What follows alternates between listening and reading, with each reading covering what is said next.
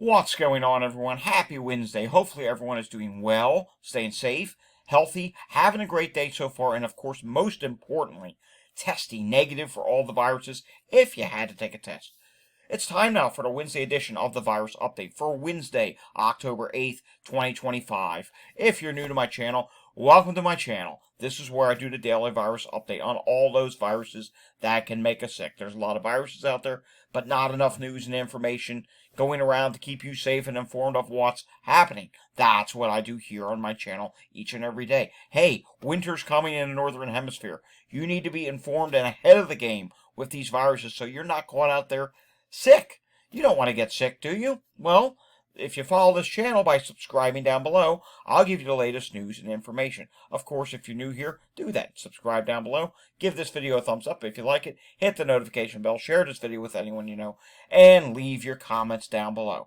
Alrighty, this is going to be about a 10 to 15 minute video today. We're in a lull for COVID right now, so trying to keep these videos a little bit shorter while we're in the lull. Of course, some days will still go 20 or 20 plus minutes. Starting off in Michigan with measles. Muskegon County, Michigan health officials have confirmed their second case of measles this year, marking the state of Michigan's 28th confirmed case this year. So, yes, measles. There's another case there in Michigan. The first case in that county was back in late June. All right, moving over to somewhere outside of the lower 48, but still in the United States, and this is Hawaii. Yes, Hawaii is talking about a case of mumps. You heard me correctly. The Department of Health confirmed case of mumps in Hawaii County. That's right. This is something that is a developing story, and of course, the symptoms of mumps are loss of appetite, tiredness, muscle aches, headache, fever, swollen, painful glands, puffy cheeks, or a tender jaw. So, yeah, this is not good whatsoever.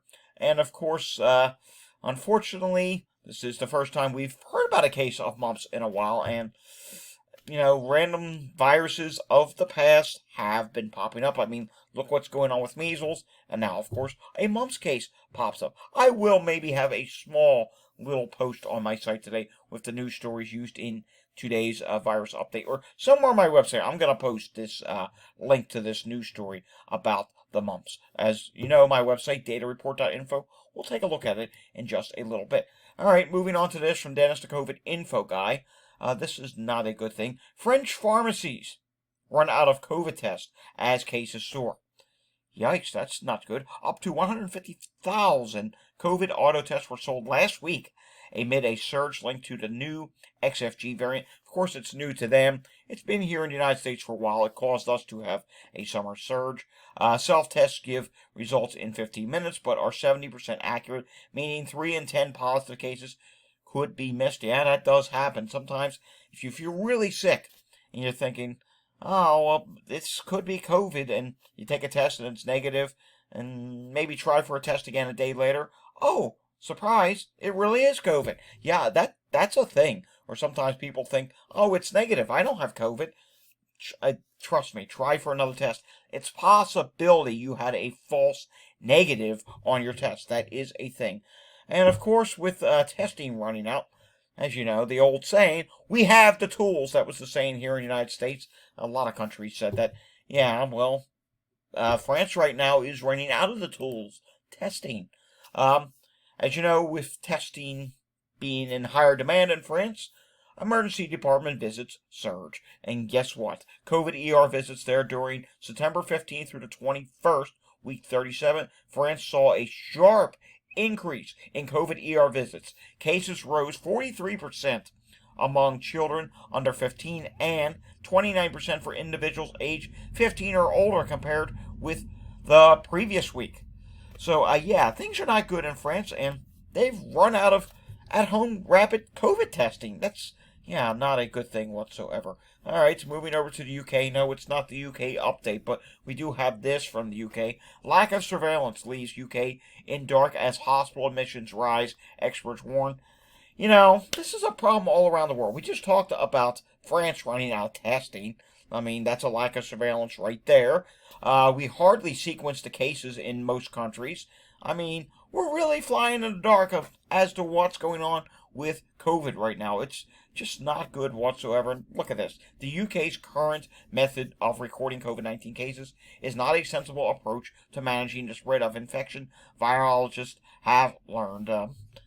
Totally ridiculous. And of course, the UK right now is dealing with a surge of their own. We'll get an update on that tomorrow. Hopefully, we'll see signs of a peak. I'm hopeful. Can't guarantee that's actually going to end up happening that way. All right, Cody Johnson cancels remainder of 2025 shows after battling illness.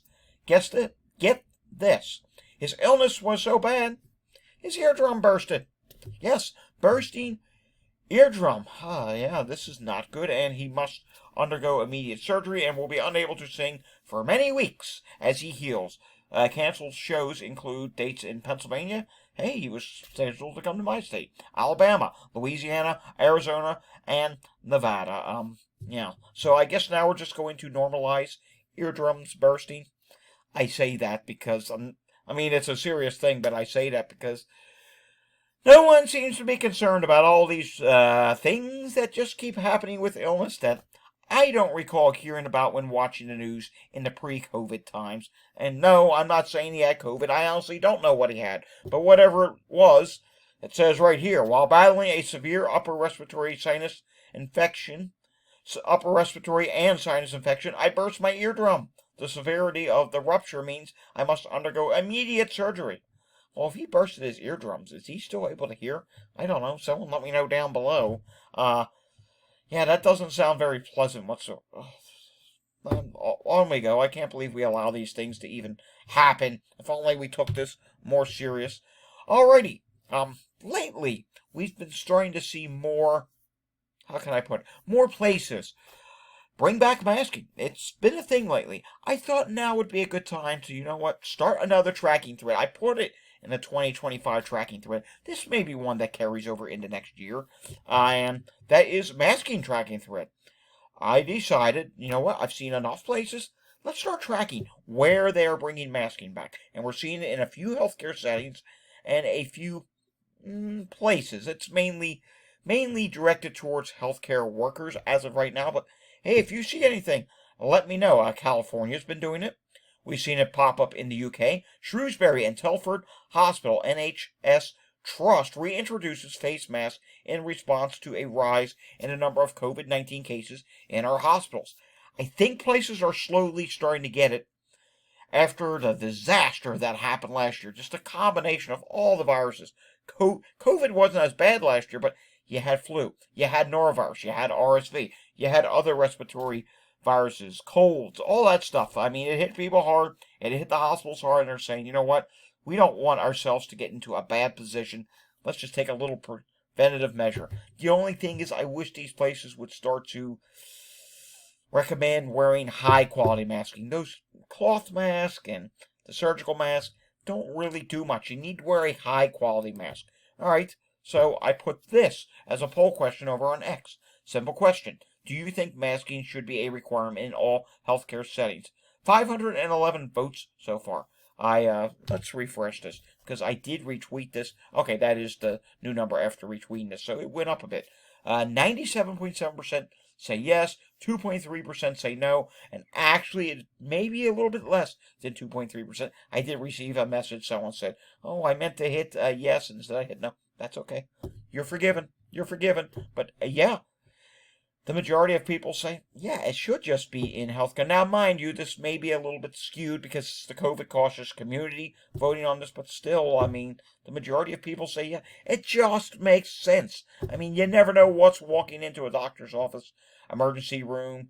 Someone's maybe going for cancer treatment and someone else is asymptomatic for COVID. They don't know it. It can be easily passed on. Alrighty, as noted, tomorrow will be the UK day. Let's take a look at air qualities in the United States. And for the most part, at least in the East, air qualities should not come up bad here.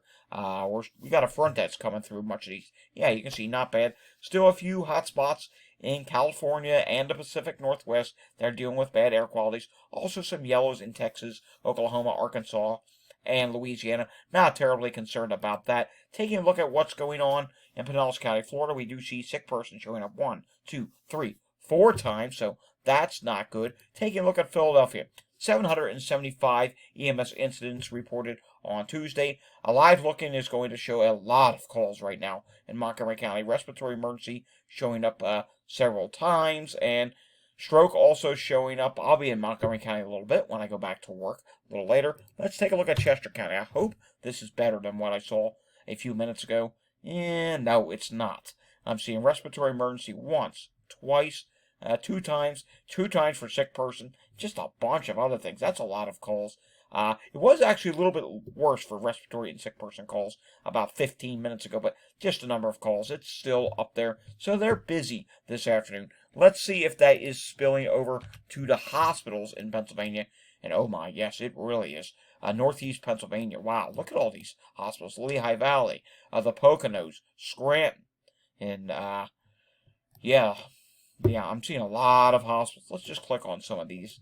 Emergency department near capacity at St. Luke's Hospital in Bethlehem. Lehigh Valley, in case you're new for the channel, is Lehigh, Allentown, Bethlehem, and Easton area. That they call that Lehigh Valley. Taking a look at what's going on. Penn State Health, St. Joseph's. Behavioral health diversion there. That's in Reading, Pennsylvania. Still no update from that Gettysburg Hospital. I don't know what that deal is. Taking a look at Malvern. Sometimes this does not update. This is Paoli Hospital. I'm very familiar with this one. They're saying high patient volume, admissions, boarding, and emergency department. Let's take a look at New Jersey now. New Jersey has been having hospitals with problems on most days. Cooper University Hospital. Multiple days in a row. Wow. Again, they're doing a full and total divert for patient volume. Inspire Medical Center Mannington and Mullica Hill, both dealing with problems at this time. Any more in New Jersey? No. That is it for the moment. Taking a look at what's going on in New York State, 368 new cases have been reported there. And I need to refresh hospitalizations. No, this is still not updated. I guess there's not going to be a hospital update today. It is after 3 p.m. This would be really late for them. Sometimes it does come really late. 446 people in the hospital in the most recent update. 33 people in the ICU. Going back to cases real quick. You can see here, New York State cases clearly are going down. So we're in that lull right now. But again, gotta watch upstate New York. Gotta watch New England in general. Upstate New York, I kind of consider that part of New England. I know most people don't, but leaf peeping, the Northeast. Leaf peeping is a big thing right now. Of course, this weekend, Columbus Day weekend, usually would be the peak of the crowds going up there. I think, honestly, the leaves in the Northeast might have peaked last week because it's a long story as to why that happened. Short form, there's a drought, put stress on trees, causes the leaves to drop earlier. But anywho, the point I'm trying to get to is these little towns, the bed and breakfasts, the restaurants, yeah, they get very crowded right now and probably continuing throughout the week. So that could lead to COVID cases. Alrighty, I do have just a very short list. I only have 2 wastewater sites listed here today, and we will take a look at a few random ones afterwards. Hagerstown, Maryland. Why do I have that listed? Well, believe it or not, it's not for COVID. COVID is listed at high there, but let's come down to this. Norovirus is high and quickly rising. I hope this gets corrected in wastewater, but there is clearly an upward trend at this time. Also, we need to go to New England. We need to go to Essex Junction, which is, might as well say Burlington, Vermont. Why are we taking a look at that? You'll see. There's a problem there. And we can see COVID, first off, that is a problem there. That is going upward. Then there has been a sudden increase in RSV. And it does actually list it as a upward trend over the last 21 days. And it says medium concentration. This is saying high, medium, high. Doesn't matter. RSV is increasing in this area. Be very careful. RSV can be a serious illness. It can actually be life-threatening. Yes, it can be. So that's something you want to keep an eye on. So those are 2 wastewater sites I'm concerned about in the Northeast. Let's go nationwide. Let's set this to COVID.